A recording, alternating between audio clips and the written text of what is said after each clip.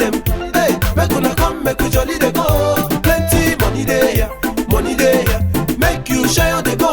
Hey, oh lady, now we are the represented. Hey, now me be a reader, mixing, flexing, big up what it do. Hey.